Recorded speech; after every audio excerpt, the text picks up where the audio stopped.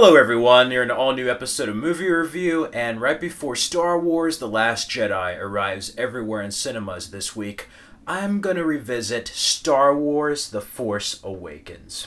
To clarify, I like this film, but I do not love it as much as everyone else does. As a matter of fact, I felt kind of empty when I saw it in cinemas. Everybody really adored and loved The Force Awakens, and I felt like something was wrong with me.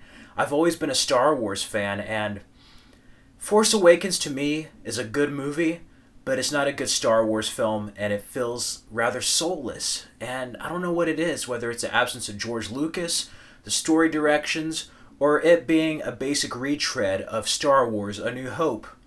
A number of factors can influence my feelings towards The Force Awakens. But to start earlier, I was a Star Wars fan, much like anybody else growing up in this world. If you don't like Star Wars or haven't seen Star Wars, where the hell have you been?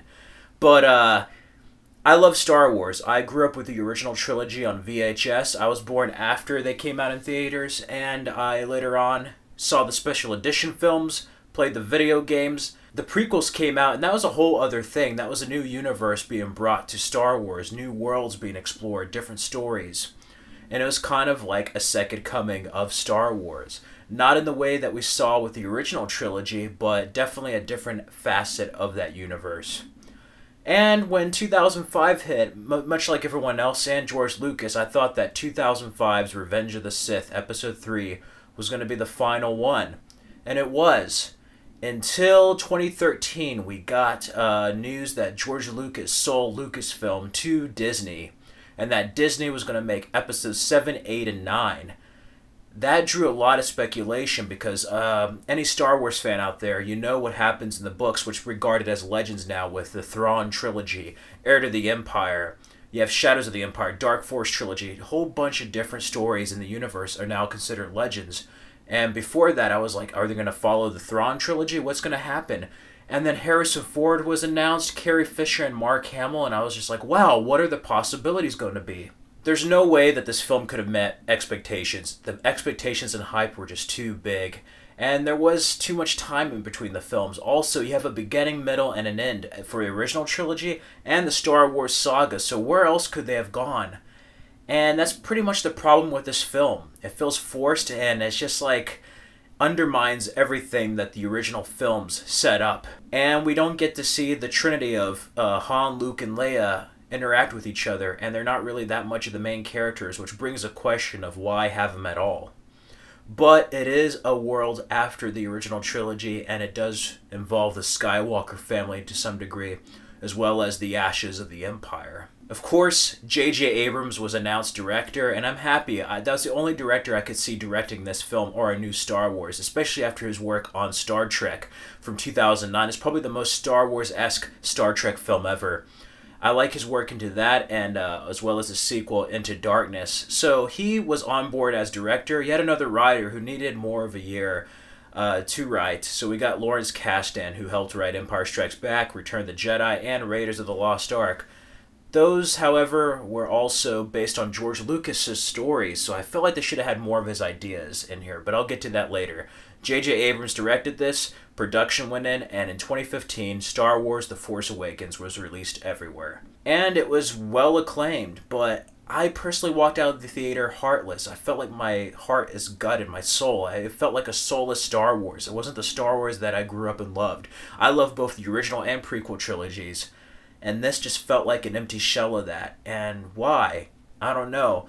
I was doing reviews back then, but I decided not to review it because I felt like I needed more time to focus on the film. And also, maybe it's just that it's part one out of a trilogy, much like watching Lord of the Rings: A Fellowship of the Ring before watching Two Towers or Return of the King. The story pretty much takes place 33 years after Return of the Jedi. Out of the ashes of the Empire rises the First Order. And they're pretty much like more extreme than the Empire. They're the remnants of the Empire formed into this organization of the First Order. They're pretty much worse than the Empire. They're like neo-Nazis practically. And then we also have the Republic, and I'm not too sure how this works, but supposedly a resistance. I don't know if it's with the Republic, separate, I don't know. It's confusing. It's not as simple as Empire and the Rebellion, no.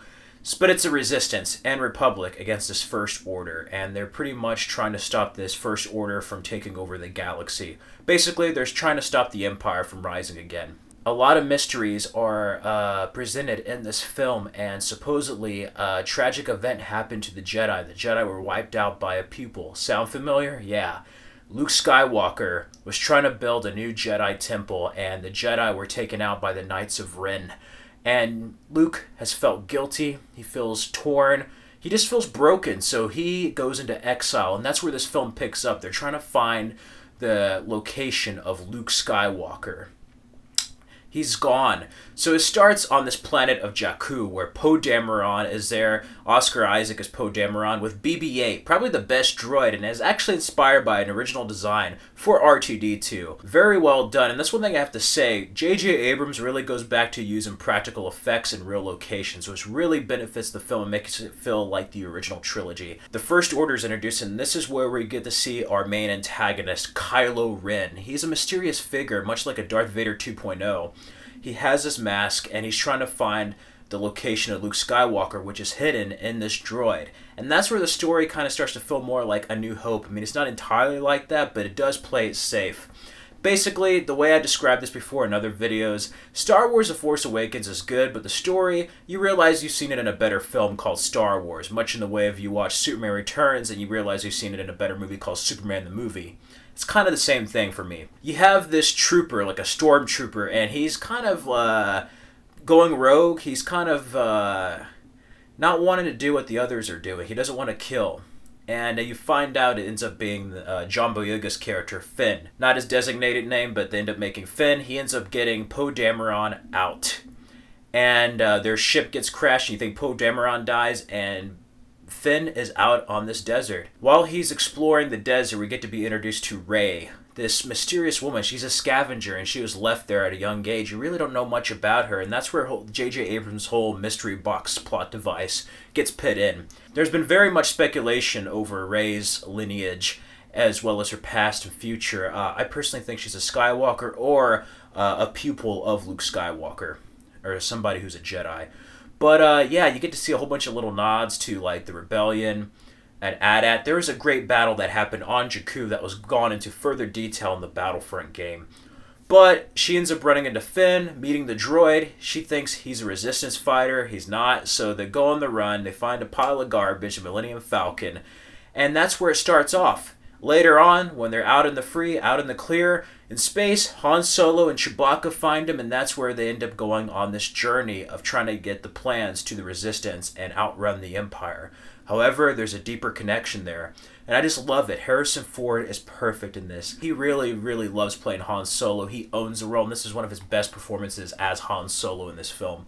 And I love it. He wasn't going to help him out, and then she's just like, it's a location of Luke Skywalker, and he stops and is like, you know him. You are that Han Solo. You start hearing the classic music, and it's just like, yeah, I know Luke. Such a great scene. You end up having other characters, other planets, that are kind of similar to what we saw in the previous 6 films. You have Maz Kanata. That's a one character that's done very well, but is really, really computerized, and it just kind of sticks out like a sore thumb compared to the other practical effects. Not that it's entirely bad, I just wish they could have spent more time on it to make it look a little bit more lifelike. It's something like from the prequel trilogy put onto like the originals or like the special edition versions of the original. Kylo Ren ends up getting Rey. Princess Leia, or General Leia, is now introduced. She is the general of this resistance. Poe Dameron survived. He's like the leader of this squadron unit for the X-Wings. And pretty much it involves them going to a base, rescuing their friends, and a climatic showdown. It's basically A New Hope again. The Starkiller base is this giant planet. It's pretty much 3 times the size, if not more, than the Death Star. And that kind of bums me out. I was kind of hoping Snoke would be like Starkiller from the Starkiller, like Force Unleashed video game, Sam Witwer's character.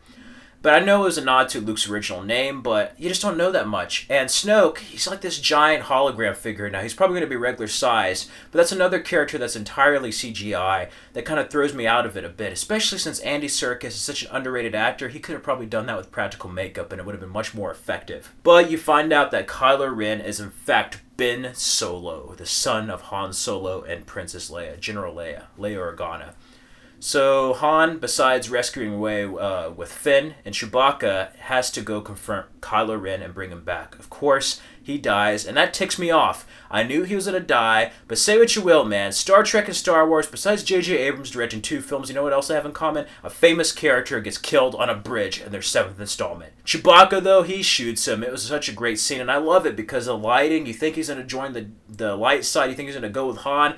And then it gets dark, and then that's the moment where the darkness awakens. Not only do we have the Force awaken with Rey, but the dark side awakening within Kylo Ren. And it's a famous last battle. He kicks Finn's butt, and Rey ends up getting the lightsaber. You hear that theme again, which is why I think she's a Skywalker. The lightsaber fight's not entirely well done.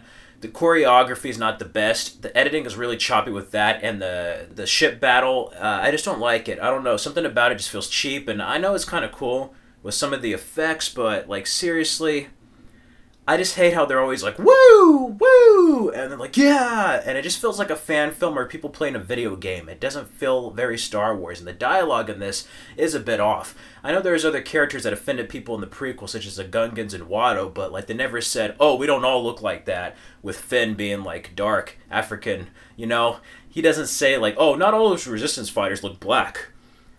I don't know, that just turned me off. And then there's also like him saying, are you ready? And she's like, oh, hell no. Stuff gets said in Star Wars films, but it felt very non-Star Wars. It didn't feel very Star Wars-like as they were talking that universe, and that kind of bothered me.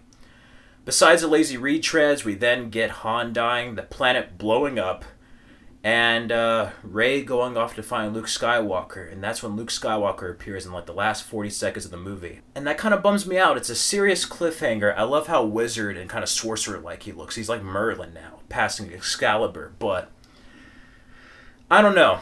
It's a good movie. The plot's just very underwhelming, and you have Han arrive 40 minutes into the movie, Leia's in it a little bit, and Luke's in it for like 2 seconds at the end without any dialogue. And that's it from the 3 originals. You don't hear anything about Lando or anything else.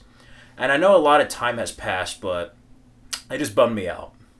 Now, as far as everything else with like the special effects and everything, they have been done very well.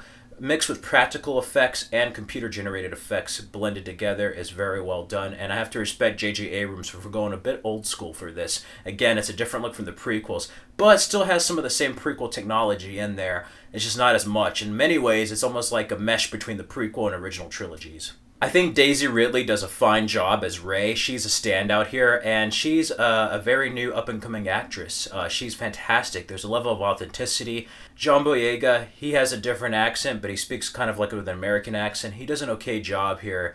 Something about his character is just a little bit annoying. I don't really care for Poe Dameron that much. I mean, he's in it, but like Finn and Rey, I do like their chemistry together, and I like them playing around with like Han Solo, and Han Solo just basically being like the mentor guide here. He's the Obi-Wan Kenobi character in this. There's always a character that gets killed off in the first of each of these trilogies, but he practically is the person introducing them to this world. Carrie Fisher has aged a bit, but she did a great job for the screen time she was given. I just wish we got to see her as a Jedi like in the novels. But other than that, I think Adam Driver is underrated as Kylo Ren.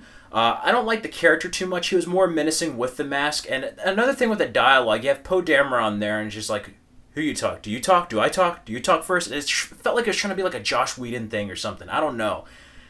It didn't feel Star Wars. It felt like it was trying to be a Firefly thing or something.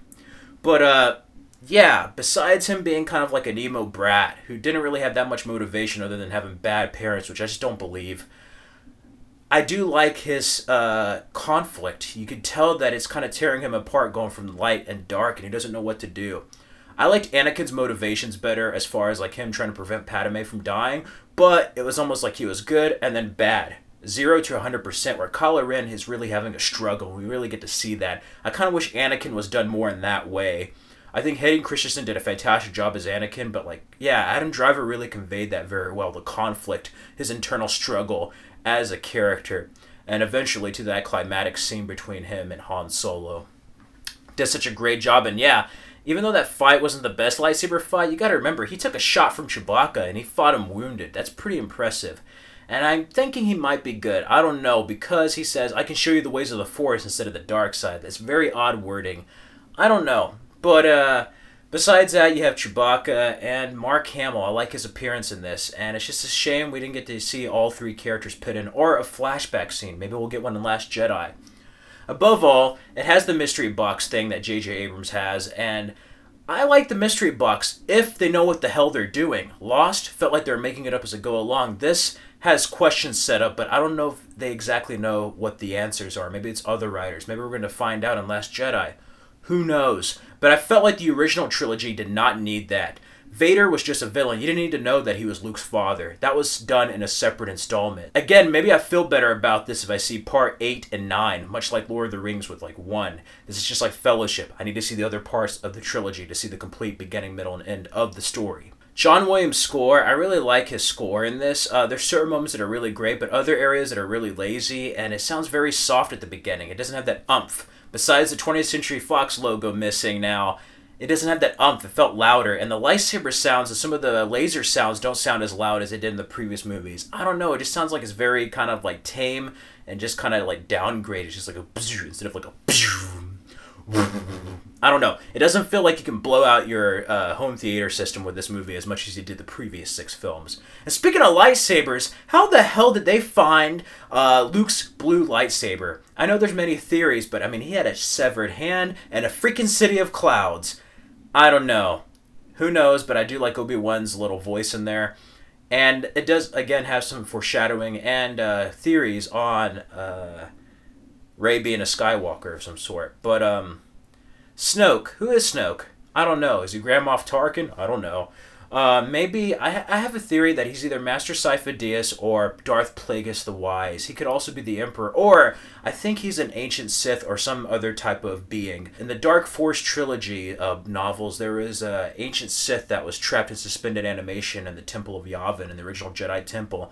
Luke accidentally uncovered it, and he got free, and he was trying to tempt Luke to the dark side. I'm thinking he might be that type of character. But who knows? While we don't have everything from the Legends, we do have Thrawn and some other things. So maybe slowly but surely they're going to bring some elements of the original Legend novels into these films. I just feel like those stories were done much better.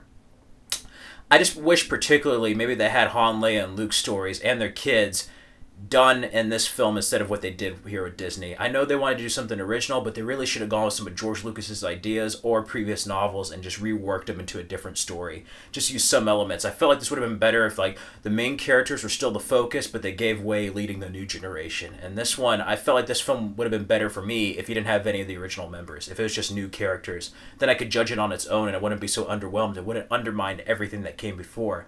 The prequels may have changed Star Wars for people, the way they saw it. They never saw Star Wars in the same light like they did with the original trilogy, but I feel like this new film and this Force Awakens, they undermined everything they went through in the first trilogy and made it seem like it was for nothing.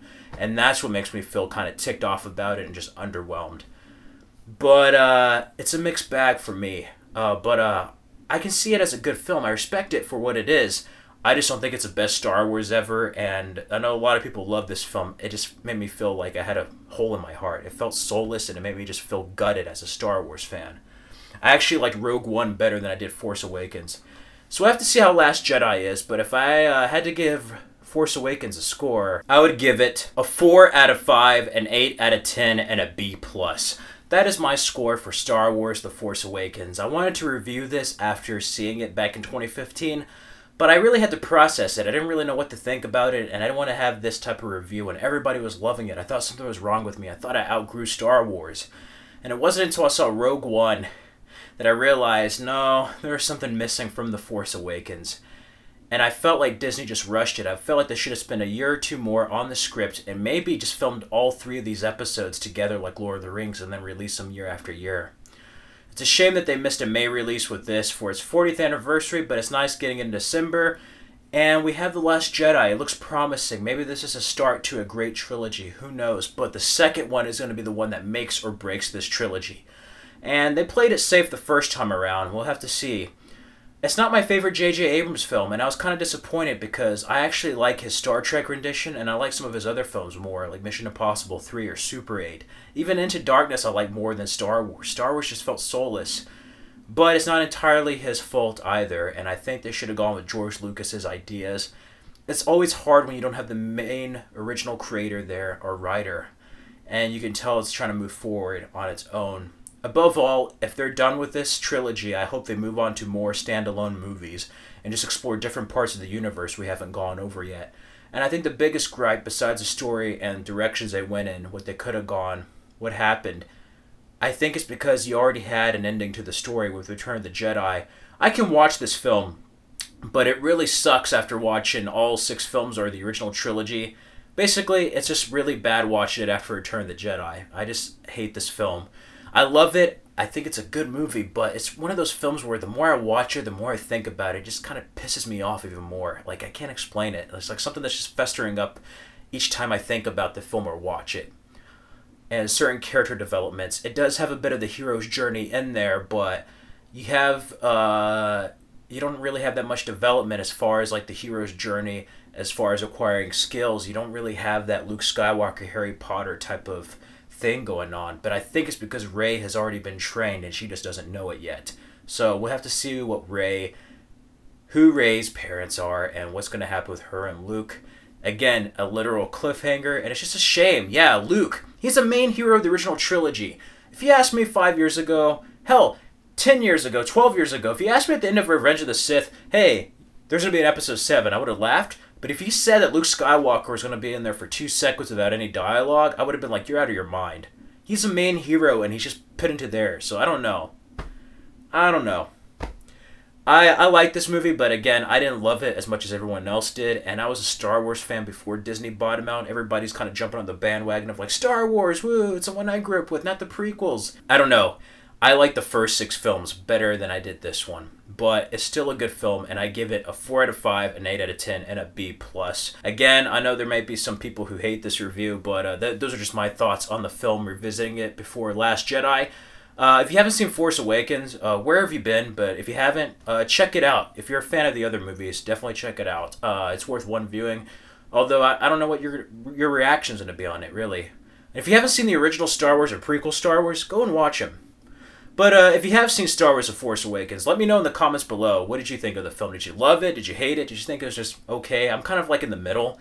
Like, I didn't really like hate it, but then I didn't really love it either. I just kind of liked it, you know? Just let me know your thoughts in the comments below. If you like this video, click the like button and subscribe for more videos. And then on the next movie review, feel free to check out my review of Star Wars The Last Jedi.